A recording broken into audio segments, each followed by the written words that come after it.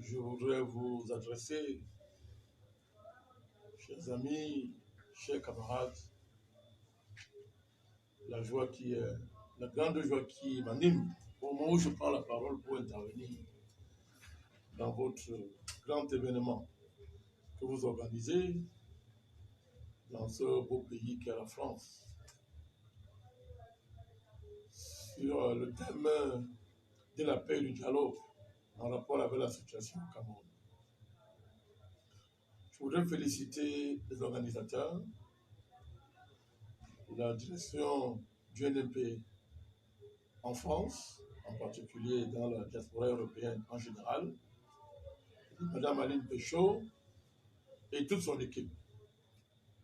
Je voudrais également adresser des félicitations particulières à Mme Morel Solange, vice-présidente du NMP, qui est partie du Cameroun avec des orientations précises et qui nous fait l'honneur de les traduire complètement dans les faits. Je voudrais adresser mes salutations spéciales à mon ami, frère et compagnon de combat, Luc Michel, militant infatigable de la cause des peuples, grand panafricaniste, géopoliticien de très très très haut niveau, qui a consacré sa vie pour établir la justice sur cette terre. Mon cher Luc Michel, je reçois une fois de plus ma déférence. Je voudrais saluer tous les participants et tous ceux qui de près ou de loin ont mis la main, comme on dit chez nous, pour que cet événement puisse se tenir dans les conditions que nous savons tous. En réalité, vous avez réalisé une prouesse, chers camarades, chers amis, parce que je connais dans quelles conditions cet événement a été projeté. Qu'il ait lieu aujourd'hui et qu'il se tienne, c'est vraiment une prouesse. Et c'est à votre honneur, et c'est à l'honneur de l'Afrique, c'est à l'honneur du Cameroun.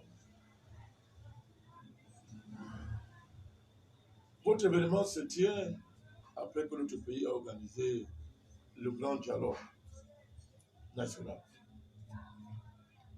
Évidemment, il nous faut rapidement remettre, n'est-ce pas, le plan dialogue national dans le contexte géopolitique qu'il a présidé. De quoi est-ce qu'il s'agit en ce qui concerne le Cameroun?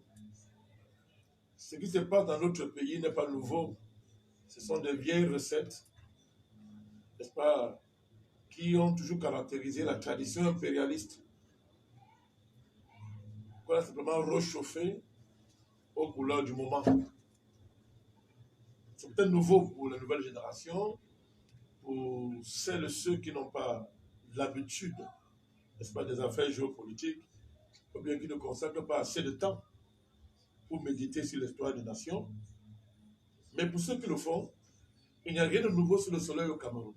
Ce pays est victime d'une grande entreprise de recolonisation et de remise sous tutelle étrangère. Évidemment, il y a des chevaux de Troie internes, locaux, qui servent de support à la réalisation de ce projet. Les cas récents en Afrique, s'ils sont convoqués ici, peuvent aider à mieux comprendre ce qui se passe dans le Cameroun, au Cameroun.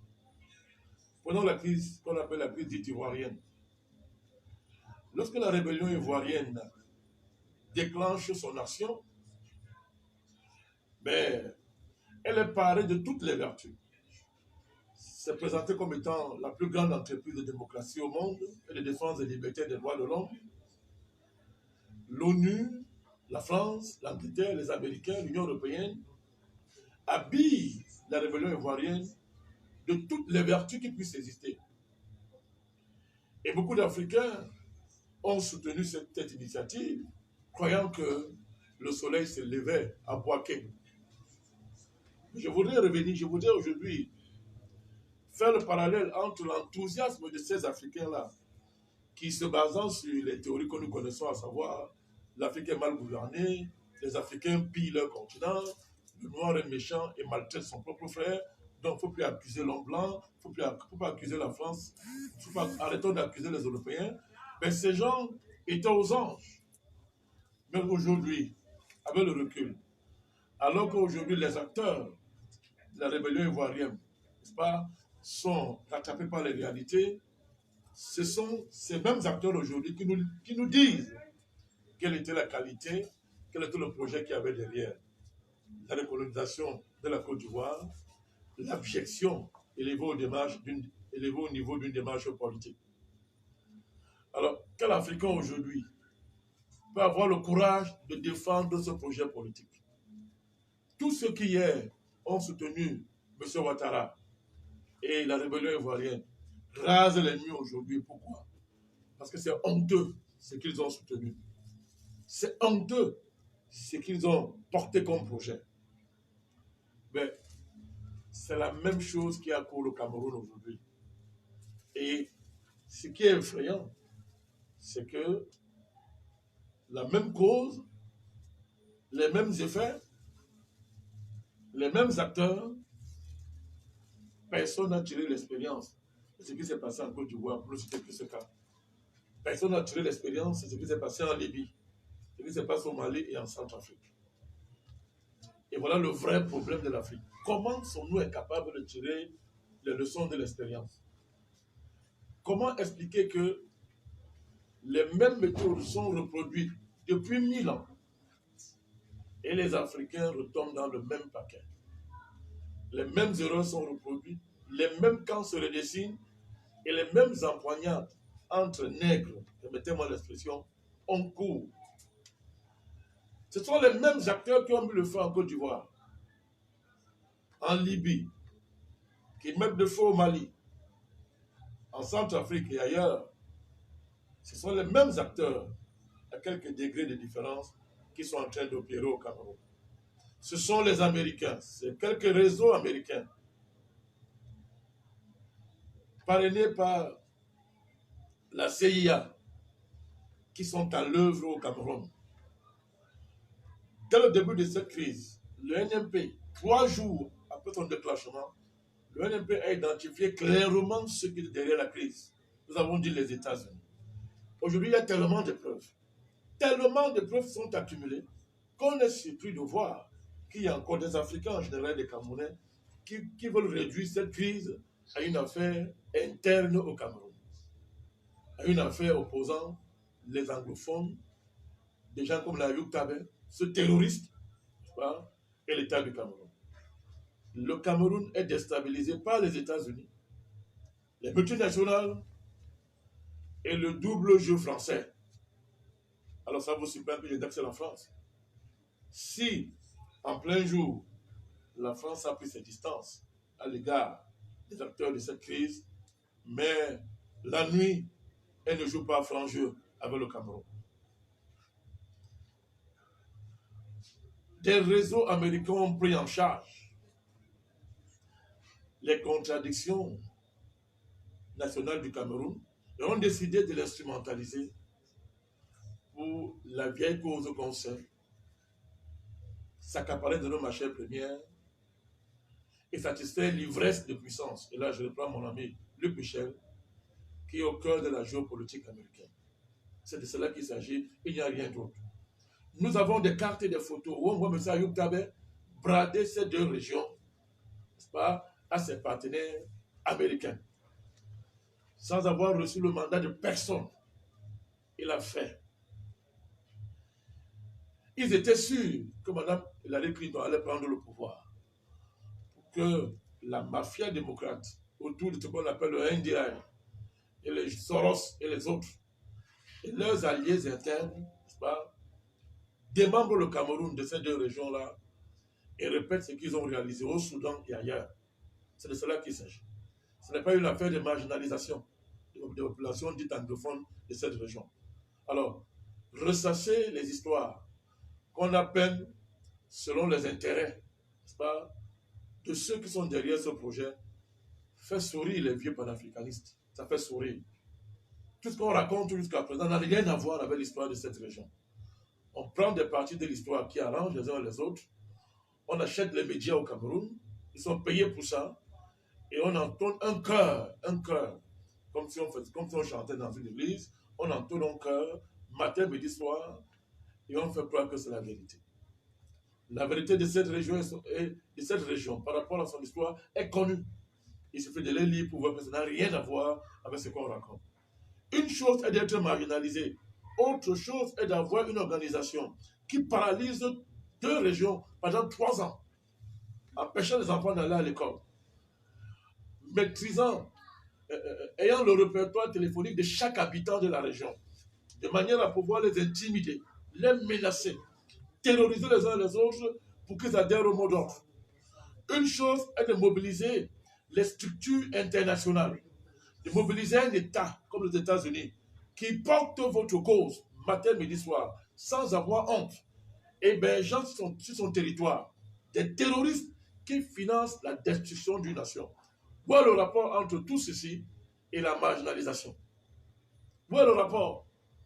Si aujourd'hui, une puissance prenait en charge la marginalisation des Noirs aux États-Unis et leur donnait les moyens de s'organiser de manière à mettre à mal l'État américain, quelle serait la réaction des Américains? Comment est-ce qu'ils vont présenter le problème? Le problème. De quoi est-ce qu'on parle? Donc c'est de cela qu'il s'agit. Après Boko Haram, c'était la crise dite anglophone. Et c'est un projet de déstabilisation, de colonisation, qui rentre en droite ligne dans la nouvelle géopolitique que les Américains, avec leurs alliés occidentaux, ont décidé pour le continent africain. Nous l'avons dit il y a plus de 8 ans. Une fois la Côte d'Ivoire dans le sac, ces puissances n'auront pas de repos tant qu'ils n'ont pas pris le Cameroun. Pour la simple raison qu'il s'agit de reconstituer le grand empire français, c'est-à-dire l'Afrique occidentale française et l'Afrique équatoriale française. Il s'agit de reconstituer ce grand arc géopolitique pour les mettre au service des multinationales, pour piller le continent africain et garantir à l'Occident en général et à l'Amérique en particulier des ressources géopolitiques, géoéconomiques et géospirituelles, n'est-ce pas, pour faire face aux exigences des mutations internationales qui l'opposent désormais à la Chine, pour ne citer que la Chine. C'est de cela qu'il s'agit. Il y a une recomposition du monde sur le plan géopolitique. Et comme d'habitude, l'Afrique va faire les frais. Elle est le marchepied, n'est-ce pas, de l'Occident, comme elle a été hier. Comme elle a été hier. Alors, sauf à vouloir justifier l'esclavage, comme ça a été fait par ceux qui l'ont mis en œuvre, sauf à vouloir justifier la colonisation, comme ça a été fait par ceux qui l'ont mis en œuvre, sauf à vouloir justifier le néocolonialisme, comme ça a été fait par ceux qui l'ont mis en œuvre, arrêtons de répéter des sornettes, n'est-ce pas, des bêtises, pour justifier les justifiables. C'est de cela qu'il s'agit. Que en interne, il y ait des responsabilités, cela va de soi. Que les dirigeants camerounais aient commis des erreurs, cela va de soi. Mais est-ce faire un grand effort intellectuel que de répéter ce que René Dumont et les autres ont dit depuis 60 ans sur le destin et la nature des dirigeants qui sont en place en Afrique? Est-ce faire une prouesse intellectuelle que de rappeler ça? L'indépendance africaine acquise dans les conditions que nous connaissons tous, on a prévu que ça allait se passer comme ça. Et ça se passe exactement comme ça. Il faut aller lire ces ouvrages-là. Ce sont des classiques. L'Afrique n'est mal partie. Il faut lire Samir Amin. Il faut lire plein d'auteurs qui ont dit exactement ce qui se passe là. Si on fait ça, ça veut dire que sur le plan de la logique, ce n'est pas les dirigeants qu'il faut mettre en cause. Ils ne sont pas le problème fondamental. Combien de fois faudra-t-il que nous répétons ça pour que les gens comprennent? Donc, l'État camerounais a résisté. Il est debout. Et à la faveur, n'est-ce pas, d'élections présidentielles, on est passé à une étape supérieure du déroulement de cette crise, en inventant une crise post-électorale qui n'hésitait que dans la tête de ceux qui l'ont inventée. Je me répète à dessein. N'allons pas très loin. On nous a dit, quelqu'un s'est autoproclamé vainqueur des élections. Nous avons dit qu'il n'a rien gagné. Ses partisans nous ont dit que nous sommes des salopards. Mais bien, ce monsieur lui-même s'est levé. Il s'agit du président Kanto. Il est allé à l'Union africaine. Personne ne l'a appelé là-bas. Il est allé dire là-bas qu'il a gagné l'élection. Il a fait une requête, comme ça s'est dit. L'Union africaine lui a dit, ta requête est recevable. Apporte-nous les preuves. Tu as 3 mois pour le faire. Mesdames, messieurs, 3 mois sont passés depuis. Monsieur Campion, son parti n'ont déposé aucun début de preuve. Et c'est sur la base de ce mensonge que l'Union européenne, les États-Unis et les autres ont voulu mettre à feu et à sang le Cameroun, en faisant semblant de soutenir la défense des libertés, en faisant comme si le problème qui était en jeu, c'était les libertés qui étaient menacées. Quelqu'un s'autoproclame président. Il va porter plainte à l'étranger. À l'Union africaine, il fait une requête. On dit d'amener les preuves. Il n'a aucune preuve. Et pendant ce temps, ceux qui l'ont soutenu, y compris ce que vous appelez institutions respectables, comme l'Union européenne, les États-Unis, la France, c'est-à-dire, ils n'ont même pas la honte de savoir que ce qu'ils ont fait est inacceptable, de soutenir une entreprise qui est basée simplement sur la déclaration unilatérale d'un individu, celle consistant à dire j'ai gagné les élections. C'était pareil en Côte d'Ivoire. M. Ouattara, à l'hôtel du Golfe, s'est autoproclamé gagnant. L'ONU a certifié. M. Sarkozy a donné 3 jours à Bambo pour partir du pouvoir. Et nous connaissons la suite. Ça se répète devant nous au Cameroun et on nous parle d'une prétendue crise anglophone. Des démocrates ferment les yeux sur le fait que ceux qui estiment être marginalisés, ceux qui estiment que leurs droits sont menacés, et qui pour cela qualifient l'État du Cameroun d'être un État terroriste, fasciste, dirigé par un vieux dictateur, à supposer que cela soit vrai. Comment pouvez-vous m'expliquer que des démocrates ambazoniens infligent des traitements les plus cruels que l'humanité ait connus à ceux qui sont en désaccord avec eux? Le cas le plus récent, c'est Mme Ayafor Florence. Mais ça, c'est le cas extrême.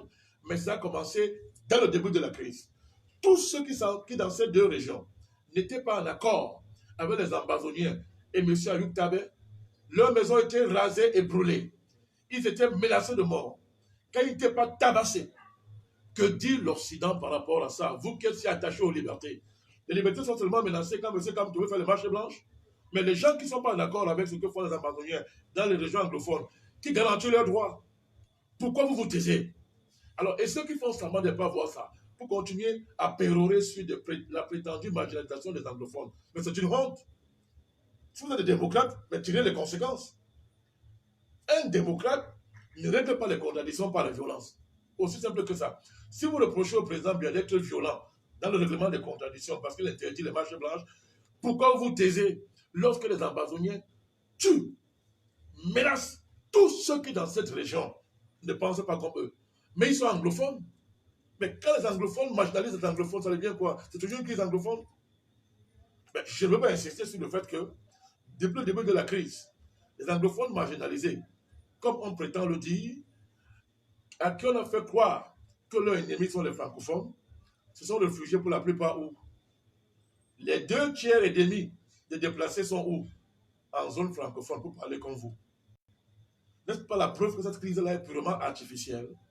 Est-ce qu'il faut encore rappeler ça? Est-ce qu'il faut encore répéter ça aux Africains en général et aux Camerounais? De quoi est-ce qu'on parle? De quoi est-ce qu'on parle?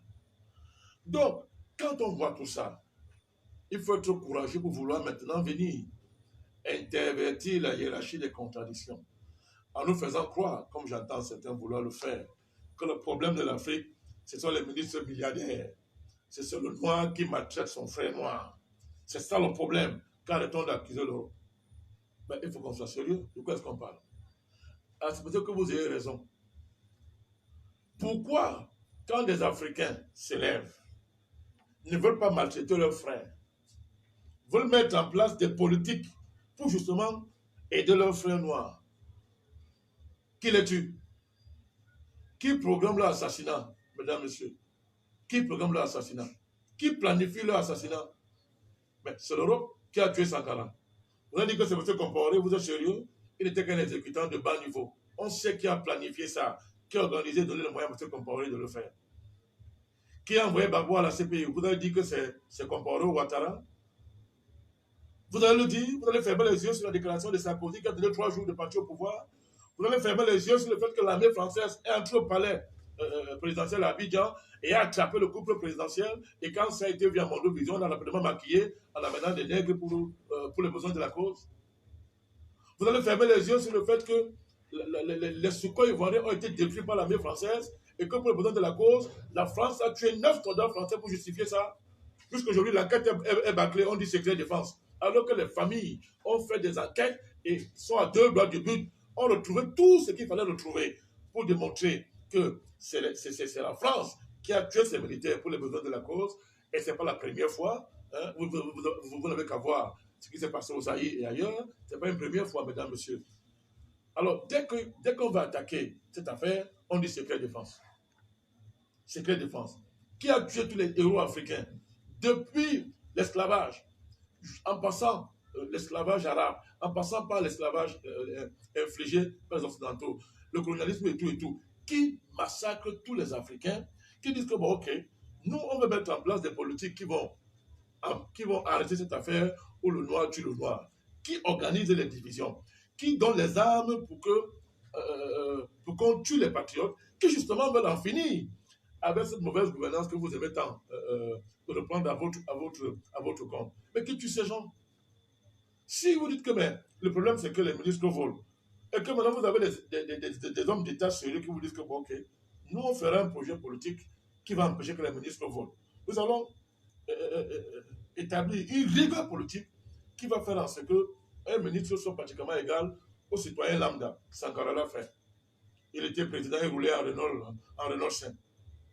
Il gagnait 150 000 francs par mois. Sa femme gagnait plus d'argent que lui à la fin du mois. Thomas Sankara, qui a tué Sankara. Vous parlez aujourd'hui de bonne gouvernance. Moi, ça me fait honte. Sankara a attendu le FMI. Et si Sankara a attendu ces criminels du FMI pour parler de bonne gouvernance, Sankara a conceptualisé et a opérationnalisé la bonne gouvernance avant tout le monde. Mais c'est pour ça qu'on l'a tué. De quoi est-ce qu'on parle? Il faut arrêter ça. Arrêtons d'insulter l'histoire de l'Afrique. Arrêtons d'insulter l'héroïsme millénaire du continent africain en s'attardant, n'est-ce pas, sur des blancs à la peau noire, fabriqués pour les besoins de la cause par les blancs. C'est de cela qu'il s'agit. Heureusement que ce n'est pas tous les blancs qui sont derrière ce projet. Nous parlons, n'est-ce pas, des États officiels européens qui organisent ce système, n'est-ce pas, de manière à ce que les peuples africains soient au banc de l'histoire. Ce sont des réalités.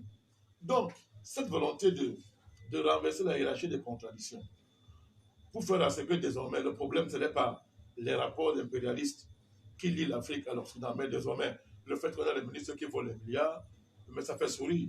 Et puis quand on parle des ministres qui volent les milliards, je suis d'accord, hein, moi j'appelle ça l'endo-colonna. J'ai justement pris position contre eux. Je suis en première ligne dans ce combat au Cameroun depuis 30 ans contre l'endo-colonna. Nous n'avons pas de leçons à recevoir de ceux qui font semblant de découvrir ça aujourd'hui, parce que RFI France 24 met l'accent sur cela. Nous avons dénoncé ça. Donc on ne fera pas le procès d'être les amis des endo-colons. Une fois qu'on l'a fait maintenant, parlons-en de la mauvaise gouvernance. Les pays africains sont mal gouvernés plus que les pays occidentaux. Il y a un pays au monde qui est mal gouverné plus que les États-Unis. Vous connaissez le niveau de corruption qu'il y a aux États-Unis? C'est parce que les gens ont légalisé la corruption que ce n'est plus la corruption. L'argent comme dans les paradis fiscaux, c'est quoi? Vous évaluez le montant d'argent qu'il y a dans les paradis fiscaux et vous voulez comparer ça avec les miettes que volent les ministres en Afrique, même si c'est inacceptable ce qu'ils font. Vous voulez comparer ça? C'est simplement légalisé. Et ce n'est qu'un exemple. Prenons le système capitaliste en soi. J'ai entendu tout à l'heure quelqu'un qui essayait de moraliser la politique en faisant croire que c'est une affaire sentimentale. Mais, mon cher ami, dans un système capitaliste, on ne peut que voler. Parce qu'en soi, c'est le vol. Il n'y a pas de morale dans le capitalisme. C'est impossible.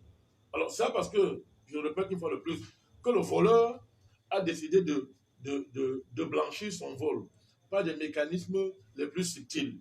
Mais que ce n'est pas le vol. Le capitalisme, c'est le vol. C'est le crime, c'est la cruauté, c'est son histoire. Karl Marx a appelé ça l'accumulation primitive du capital. On ne va pas faire un cours d'économie politique ici. Donc, c'est un fait. Alors, venir faire croire qu'on peut accepter d'être dans le système capitaliste et faire les efforts comme les prêtres catholiques pour le moraliser à coups de sermons, mais ça fait sourire, mon cher ami. De quoi est-ce qu'on parle? De quoi est-ce qu'on parle? En France, chaque année, il y a combien de scandales faits par des ministres? Je parle seulement des ministres en France. Combien? Je dis par an. Ne parlons pas des États-Unis. Là-bas, c'est l'égalité. Les anciens présidents de fondation, la fondation Clinton, c'est quoi? Mais ce n'est pas du crime. Est-ce qu'il y a une fondation au monde plus corrompue que la fondation Clinton? Les relations entre la fondation Clinton et l'Arabie Saoudite se passent de commentaires. C'est dans un pays soi-disant démocrate, et selon vous, c'est le pays le plus bien gouverné du monde. Mais l'aliénation intellectuelle et idéologique ne vous donne pas le droit de raconter du n'importe quoi. Oui, il y a la corruption au Cameroun, je suis d'accord avec vous. Oui, les ministres ont des comportements inacceptables. Voilà pourquoi nous les appelons en deux colons.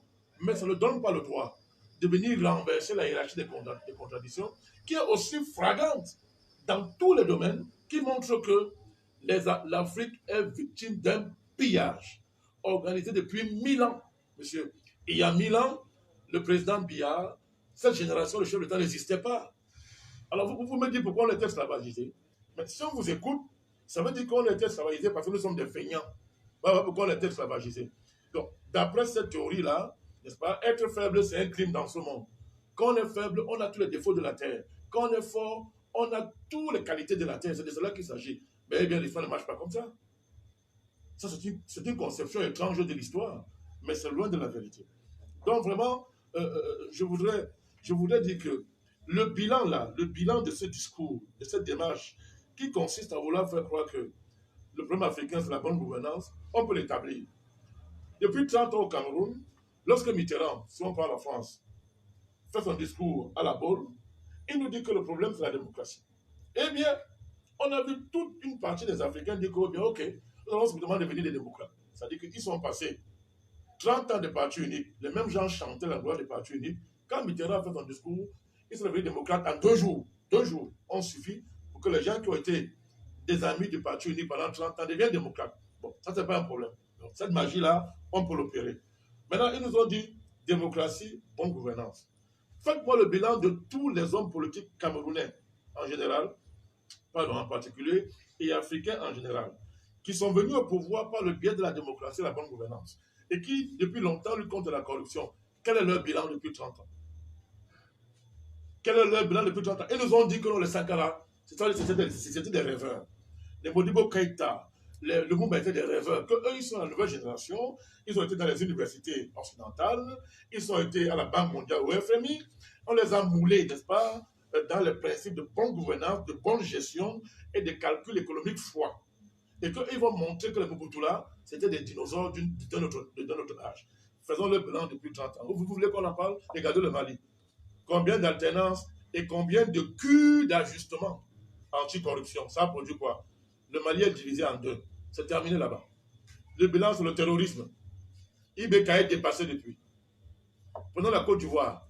Là-bas, c'est dirigé par le plus grand économiste intergalactique de tous les temps, M. Ouattara. Quel est le bilan? Plus il a les chiffres de croissance doublés, plus la pauvreté augmente en Côte d'Ivoire. Et la Côte d'Ivoire est devenue un casino où on blanchit de l'argent. Et quand il partira de pouvoir, il va laisser l'Ivoirien lambda avec un niveau d'endettement sans commentaire, mesdames, messieurs. Regardez la Centrafrique, regardez le Sénégal, regardez le Niger. Vous avez aujourd'hui un autre champion qui va partir bientôt. Il marche partout, le président nigérien. Il est accompagné partout avec les colloques, matin, midi, soir, où on dit que vraiment, son plus grand bilan, c'est qu'il a fait 2 mandats, il est en train de partir. Mais après ces 2 mandats, le Niger, il y a les bases militaires partout. Ça bat le record d'accueil des bases militaires au Niger. Mais on frappe tous les jours là-bas. La terreur frappe tous les jours au Niger, malgré la présence des bases militaires. À l'Allemagne, la France, les États-Unis sont là-bas. Les terroristes frappent tous les jours. Et pratiquement 70% du territoire du Niger échappe pratiquement au contrôle de l'État. Regardez le Burkina Faso. Moi, je pleure sur le Burkina Faso. Je pleure sur le Burkina Faso. Monsieur Marc Christian Roche-Caboret, qu'est-ce qu'il ne nous a pas dit? Qu'est-ce qu'il ne nous a pas dit? Son programme, c'était démocratie, bonne gouvernance. Ben, voilà le résultat. Le pays est devenu la base arrière du terrorisme. Et les terroristes ont dit que, à mon vision, ils vont prendre le Burkina Faso comme les choses et mettre dans leur poche. Mais malgré tout ça, les Africains continuent à croire des bêtises comme ça. Bonne gouvernance et démocratie. De quoi est-ce qu'on parle? On apprend un Africain la gestion du pouvoir, on nous apprend la bonne gouvernance, nous savons ce que c'est. On ne devient pas la première puissance mondiale pendant près de 5000 ans, alors que ces d'autres peuples étaient encore dans la sauvagerie. Mais on ne vient pas comme ça, sans maîtriser la gouvernance, sans maîtriser le pouvoir d'État, sans maîtriser la philosophie et tout ce que vous voulez. On n'a pas les grands royaumes que nous avons connus sans maîtriser tout ça. Mesdames, messieurs, de quoi est-ce qu'on parle? Donc, vraiment, sauf à vouloir continuer dans la fiction, les faits sont là pour nous interpeller, de ne pas intervertir la réalité des choses. Le problème de l'Afrique, c'est l'impérialisme. C'est l'impérialisme. C'est ça le problème de l'Afrique. Je reviendrai sur le dialogue, je reviendrai là-dessus. Je voudrais aussi insister rapidement sur ce qui fait avancer l'histoire. Ce ne sont pas les sentiments et les réactions épidémiques des uns et des autres qui font avancer l'histoire. Ce qui fait avancer l'histoire, c'est l'action collective. L'action collective.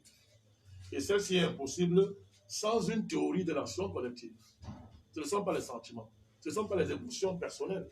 Ce n'est pas une affaire de est-ce que ce que je pense, tu penses comme ça, ou bien ce que je pense, tu ne penses pas. Ce n'est pas de ça qu'il s'agit. C'est de savoir faire mouvement collectif sur la base d'une théorie. Je voudrais faire un regard aussi sur la problématique de la présence chinoise ou russe en Afrique. Ben, la Russie, la Chine n'ont colonisé aucun pays africain. Aucun. Et ne sont en train de coloniser aucun pays africain. Sauf à ne pas savoir ce qu'on appelle colonisation. Alors, on peut dire des choses comme ça. La Chine et la Russie s'inscrivent dans un contexte global capitaliste. Et le modèle capitaliste s'impose à tout le monde, tant qu'on n'a pas envie de combattre ça. On ne peut pas empêcher aux Chinois et aux Russes, qui eux-mêmes sont menacés de destruction par l'impérialisme américain et occidental, on ne peut pas les empêcher de se défendre et d'avoir un projet global. Mais faire des Chinois, par un tour de passe-passe, des colons, ben, ça relève seulement de la fiction mentale. Ce n'est pas de cela qu'il s'agit. Donc, vous ne pouvez pas interdire aux Russes et aux Chinois de venir en Afrique pendant que vous fermez les yeux sur des colons historiques qui se sont installés chez nous et ont tout pris, ne veulent pas partir, et qui en même temps, qui nous diabolisent la Chine et la Russie, sont leurs partenaires les plus obtus. Mais quand M. Macron reçoit Poutine à Besançon, qu'est-ce qu'il lui dit? Quand tu reçois le président chinois en France, qu'est-ce qu'il lui dit? Ça va tous les honneurs, mesdames, messieurs. Mais là, ce n'est pas une menace de colonisation. Mais que dites-vous de l'impérialisme américain en Europe? L'OTAN, c'est quoi? Ce n'est pas l'impérialisme. Mais est-ce que pour autant, on voit les Européens matin, midi, soir marcher pour dire que l'Amérique rentre chez toi au USA? De quoi est-ce qu'on parle? Donc, les Chinois et les Russes n'ont colonisé aucun pays africain. Et dans le contexte actuel, ce sont des partenaires naturels sur le plan géopolitique pour nous aider à nous relever. C'est un fait. Et aucune propagande ne va changer cette réalité. Parce que moi, je prends des Américains au sérieux. Le jour où ils vont cesser d'avoir les bons de trésor chinois dans leur caisse. Je les prendrai au sérieux. Mais ils ne peuvent pas traiter avec les Chinois, faire des affaires avec les Chinois et nous interdire, nous, Africains, de marcher avec ces gens-là. C'est de cela qu'il s'agit. Évidemment, nous ne sommes pas naïfs. Nous n'avons jamais dit que la Chine et la Russie venaient chez nous pour nous aider, pour nos beaux yeux. Mais il y a le fait que, dans les conditions géopolitiques actuelles, il y a une espèce comment je vais appeler ça, il y a une espèce de similarité géopolitique, entre guillemets, entre les Africains et les Chinois et les Russes, mais c'est faire la politique de l'autruche. Nous avons pratiquement le même adversaire. Hein. C'est historique et c'est global actuellement. Donc, on peut se donner la main pour affronter le même ennemi sans être naïf. Sans être naïf, c'est de cela qu'il s'agit. Alors, je voudrais terminer avec le grand dialogue. La paix. Le grand dialogue qui vient de s'achever au Cameroun, nous ne sommes pas naïfs, nous ne sommes pas naïfs, le président Biya n'est pas naïf, les forces patriotiques au Cameroun ne sont pas naïfs. Je voudrais rassurer mon ami Luc Michel, qui a longtemps attiré notre attention sur le fait de ne pas tomber dans un piège. Nous ne sommes pas naïfs. Le grand dialogue avait pour mission fondamentale de créer une dynamique de la paix. Une dynamique de la paix. On n'a jamais dit que le grand dialogue allait se terminer par des recettes miracles pour stopper ipso facto la crise anglophone, dite anglophone. Non, il n'a jamais été question de cela. Il a rassemblé les forces patriotiques du Cameroun. Il a rassemblé tous ceux qui croient au Cameroun et qui ne veulent pas accepter la mise sous tutelle de notre pays. C'est de cela qu'il s'agit. Et à ce niveau, un travail extraordinaire a été fait parce que même hier, ceux qui étaient hier les héros de la crise anglophone étaient au dialogue. On mis le MRC et ses vitrines civiles qualifiées abusivement de société civile et les ambazoniens, les extrémistes, tout le reste était représenté au dialogue. Tout le reste, y compris les figures les plus éminentes qui hier apportaient un soutien moral à la crise dite anglophone. Ces forces-là étaient au dialogue. Nous avons discuté. Les Camerounais se sont parlé entre eux. Et à la fin, le président, dans un geste de magnanimité politique, a libéré M. Kanto et compagnie par l'arrêt de poursuite. Je ne voudrais pas insister sur la signification de ces gestes, parce qu'on entend ici et là tout et n'importe quoi. Je voudrais dire, ce sont des mesures exceptionnelles. Vous avez très bien vu les champions de l'indépendance de la justice faire pression matin, midi, soir, c'est-à-dire cette Union européenne et les Américains qui tous les jours nous parlent de l'indépendance du pouvoir judiciaire, matin, midi, soir. On les a vus faire pression pour obliger le président de la République du Cameroun à exercer des pouvoirs politiques pour remplacer la loi. Heureusement, ce n'est pas le cas, parce que la mesure présidentielle est basée sur une disposition légale qui lui donne le droit de faire cela. Mais qui n'a pas vu toute cette pression internationale s'abattre sur le Cameroun, comme si on n'avait pas de loi dans notre pays, comme si on n'avait pas de constitution, et ces gens ne sont pas gênés. Mais imaginez un seul instant que ce soit le contraire. Et bien, matin, me dit, on va vous dire, il n'y a pas d'état de droit au Cameroun, il n'y a pas de dépendance du pouvoir judiciaire. Et quand on voit les bénéficiaires de cette mesure faire semblant de ne pas voir cette réalité, ça fait sourire. Mais nous comprenons leur gêne et leur honte. Nous comprenons leur gêne et leur honte. Ce n'est pas de cela qu'il s'agit. Donc cette dynamique de la paix qui a permis au Cameroun de confondre les parrains de la crise anglophone, c'est-à-dire l'Union européenne, les États-Unis, et tous ceux qui sont devenus les champions de la mise, on va appeler ça, de la mise sur un même pied d'égalité de l'État du Cameroun. Et les ambazoniens sont confondus aujourd'hui par le dialogue. Et ces gens n'ont pas honte aujourd'hui de venir nous dire qu'il faut un deuxième dialogue. Pour faire quoi, mesdames, messieurs? Depuis que cette crise a commencé, l'État camerounais n'a fait que faire des concessions. Concession sur concession. Pour manifester sa bonne foi. On a dit libère. Et on a la 40e libération des prisonniers politiques. C'est au moins la 4e vague, mesdames, messieurs. Et plus on le fait, plus ces gens montent en puissance dans leur sauvagerie, dans leur barbarie, dans leur violence. Mais ça devrait interpeller les gens. Donnez-moi une seule concession qu'ont fait les ambazoniens. Je dis une seule concession. Donnez-moi une seule concession qu'ont fait les ambazoniens. Vous avez un État qu'on appelle l'État du Cameroun, qui, alors que le droit lui donne le droit de sanctionner, pardonne, élargit, libère. D'un côté, vous avez les ambazoniens qui attrapent une gardienne de prison et lui réservent le sort que l'humanité a vu. Mais de quoi est-ce qu'on parle? De quoi est-ce qu'on parle? Dans quel monde sommes-nous? Et nous sourions quand nous voyons la sortie hypocrite de l'ambassadeur américain, qui, confondu, parce qu'ils sont les parrains moraux de cette affaire, demande à l'État du Cameroun de faire un procès équitable pour établir la lumière sur cette atrocité. Vous vous rendez compte? Une affaire qui s'est passée à Mondovision, l'ambassadeur demande à l'État du Cameroun de faire la lumière. Quelle lumière y a-t-il dans l'affaire? Parce qu'ils sont des responsables moraux de ce crime, crime le plus odieux de l'humanité, de tous les temps. L'Amérique, l'Union européenne et la France qui joue double jeu, vous êtes des responsables moraux de ce qui est arrivé à Madame Florence Ayafor. C'est de cela qu'il s'agit. Vous avez passé le temps, depuis que le crise a commencé, à donner du crédit, du soutien à une entreprise criminelle. Mais on sait pourquoi vous le faites. Ce sont vos chevaux de Troie. Donc le dialogue a permis donc de lancer une dynamique de la paix, mesdames, messieurs. Cette dynamique-là, il faut la consolider. Sans naïveté aucune. Il ne faut pas rêver. Moi, Bandakani et le NMP, nous ne rêvons pas. Pourquoi? Parce que pour qu'il y ait la paix dans un pays, mesdames, messieurs, dans une telle crise, il faut qu'on identifie bien les intérêts des forces en présence, leurs objectifs.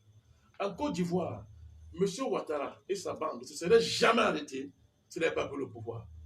Vous leur faites n'importe quelle offre. Ils ne vont pas s'arrêter parce qu'ils ont des objectifs, ils ont des intérêts qui doivent assurer par tous les moyens. Moi, je salue le sens de la pédagogie du président de la République du Cameroun, qui, à travers le dialogue et les mesures exceptionnelles qui ont été prises pour élargir les prisonniers et ceux qui étaient sur le coup, n'est-ce pas, d'une condamnation justifiée, ces mesures présidentielles vont permettre de ratisser très large encore, d'élargir le camp de ceux qui sont pour la paix et d'isoler les extrémistes. C'est de cela qu'il s'agit. C'est pour ça que nous avons été pour ce dialogue, en insistant que cela soit fait dans le cadre constitutionnel de notre pays. Et cela a été respecté. Et nous allons continuer à exiger cela. Donc, je ne suis pas un fanatique du dialogue. C'est-à-dire quoi? Il n'y a pas un concours à passer pour se présenter comme étant le plus grand partisan du dialogue. Comme si quand on disait qu'on est pour le dialogue, on était pour la paix. Ça ne veut rien dire. Ça ne veut rien dire. On ne peut pas être derrière les ambassadeurs et dire que vous êtes pour le dialogue. J'entends aujourd'hui des gens dire partout que non, nous avons demandé le dialogue. Nous avons demandé. Eh bien, c'était de mauvaise foi. Vous avez eu le dialogue et vous demandez un deuxième dialogue. Donc, les choses sont claires, mesdames, messieurs. Je ne vais pas insister sur les résolutions du dialogue. Ce n'est pas de cela qu'il s'agit. Le président a été clair. Il a dit que ces résolutions seront examinées de façon très, très approfondie et ne seront appliquées que ce qui est applicable en fonction des moyens du pays. C'est le président qui l'a dit. Le dialogue n'était pas un dialogue souverain. C'était un dialogue politique. C'est-à-dire une démarche politique pour affronter une crise qui nous est imposée par l'étranger. C'est de cela qu'il s'agit. Ceux qui sont derrière cette crise n'ont pas baissé les bras. Je me répète à dessein, ils demandent un deuxième dialogue. Et la violence monte à force dans ces régions. La sauvagerie est montée à force dans ces régions. Mais le monde entier est témoin, mesdames, messieurs. Le monde, ce n'est pas seulement la communauté internationale autoproclamée. Le monde est plus grand que ça. Le monde entier est en train de voir que voici un pays qui n'a rien fait à personne, qui n'a jamais déstabilisé notre pays, mais qui est attaqué par d'autres pays, qui est attaqué par une puissance qu'on appelle les États-Unis, qui est belle sur son sol. Des gens qui financent en plein jour la destruction de notre pays. Le monde entier est en train de le voir. L'Union européenne ne peut pas voir ça. La France ne peut pas voir. L'Angleterre ne peut pas voir. En gros, l'Angleterre a pris des positions claires par rapport à cette crise et nous saluons cela. La position de l'Angleterre est claire. Nous saluons cela. On peut faire semblant de ne pas voir. L'ONU peut faire semblant de ne pas voir. Mais le reste du monde est en train de voir ce qui se passe au Cameroun. Un pays où l'État fait concession sur concession, où l'État refuse d'utiliser la force militaire, parce que les gens font semblant de ne pas voir ça. Quand les militaires sont attaqués, ou bien sont égorgés, et se défendent, on parle de solution militaire. Alors que tout le monde sait très bien que si c'était une solution militaire, on n'en serait pas là. C'est parce que le président camerounais, comme un père, continue à tendre la main à ses enfants, continue à les considérer comme ses enfants. C'est pour ça que jusqu'à présent, il n'y a pas de solution militaire. Il ne faut pas tromper les gens. Il n'y a pas de solution militaire au Cameroun jusqu'à présent. Ce qui se passe, c'est la main tendue d'un papa qui continue à croire que le temps faisant, les enfants égarés reviendront, n'est-ce pas, à la maison. Comme on commençait à le faire certains abandonnés qui rejoignent les centres d'insertion, n'est-ce pas, qui les rejoignent au fur et à mesure. Donc, je voudrais féliciter le NMP pour cette initiative et ceux qui vous ont accompagné pour faire un travail de pédagogie et d'explication. Il n'est pas question que le cadre de nos institutions soit mis de côté pour faire semblant, pour faire plaisir aux Américains et aux forces internationales qui sont derrière les ambassadeurs. Il n'est pas question au Cameroun qu'on démantèle l'état de droit pour le remplacer par un état de terreur et de jungle. Partout au Cameroun, dans ces deux régions-là, dès que la crise a commencé, jusqu'à nos jours, il n'y a que dévastation, mesdames, messieurs. Chaos, misère, crimes contre l'humanité, pauvreté, loi de la terreur dans ces deux régions. Comparez ce qu'on vit dans ces deux régions-là et ce qui était avant, qu'on qualifiait de pire. Mais faites la comparaison. De quoi est-ce qu'on parle? De quoi est-ce qu'on parle? Faites la comparaison. Donc, le dialogue, je le répète, et c'est une analyse politique que je fais. Je parle de la détail technique, les travaux qui ont fait en commission. Moi, je suis un républicain. Il y a des choses qui ont été dites pour lesquelles moi, Badakani et le NMP ne sont pas d'accord. Mais par respect pour la paix, par amour pour la paix, et par respect à l'autorité du président de la République, nous ne voulons pas entrer en guerre, entre guillemets, contre certaines résolutions que nous estimons dangereuses pour notre pays. Nous faisons confiance au savoir-faire du président pour gérer tout cela. Mais le dialogue a créé un contexte nouveau dans notre pays qui consiste en ce que les forces patriotiques qui sont debout pour défendre l'État, pour défendre le droit, pour défendre la souveraineté et la nation, dépassent les clivages partisans désormais pour parler Cameroun. Pendant que d'un côté, les ennemis du Cameroun, avec leurs parents étrangers, sont de l'autre côté de plus en plus dans la confusion. La prochaine étape, ça dépend du chef de l'État. Interprète en chef les aspirations du peuple camerounais. Il va décider pour indiquer le chemin. Mais aujourd'hui, nous sommes fiers. L'indignation qui est montée après ce qui s'est passé sur notre sœur Florence Ayafor, le monde entier est choqué. Hier, ce n'était pas ça. Et ce crime-là a achevé de convaincre ceux qui hésitaient encore sur la réalité de ce qui se passe dans ces deux régions, sur la réalité du projet ambazonien. Rien ne peut justifier le projet ambazonien. Je dis rien. Parce que le projet, le voilà. C'est Florence Ayafor. Le crime des crimes contre l'humanité. Ce sont ces gens qu'on égorge. C'est cet ambazonien repenti qui a été égorgé encore il y a quelques jours. Voilà le projet ambazonien. L'égorgement de ceux qui ne sont pas d'accord avec vous. Qui peut soutenir ça? Qui peut soutenir ça, mesdames, messieurs? Alors, la pédagogie du président de la République, la pédagogie présidentielle, consistant à tendre la main, à être patient, même quand les gens demandent de raser. Eh bien, mesdames, raser, c'est un journal camerounais qui n'est pas pro-régime, qui est même sympathique à l'égard de ces gens, qui a écrit l'autre jour, c'est le journal Mutation, je le cite, pas pour le détruire, c'est un journal que nous respectons. Ils ont fait un éditorial, ils ont demandé au pays de raser. C'est les mots qu'on a employés. Raser, ils ont dit de raser. Vous voyez à quel niveau on monte? Vous voyez comment la dynamique, petit à petit, est en train de monter, malgré le vacarme de ceux qui ne veulent pas la paix. Vous voyez comment on est en train de monter. Ils demandent de raser, mais le président ne rase pas. Le président ne rase pas. Le président fait de la pédagogie. Il prend de la hauteur pour rassembler le pays davantage.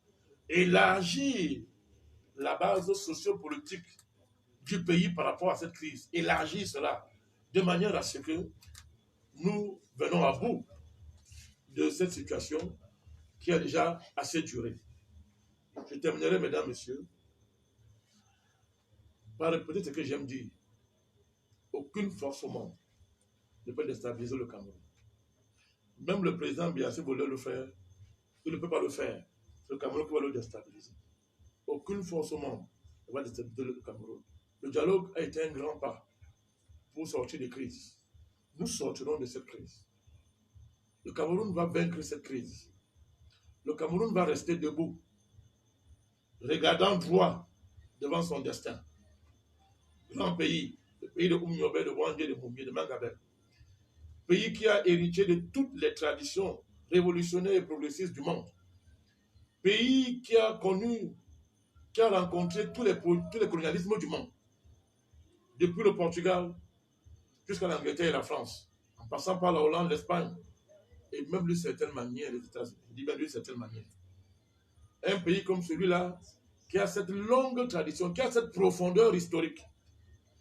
Un pays qui s'appelle Cameroun, depuis les années 1700, mesdames, messieurs.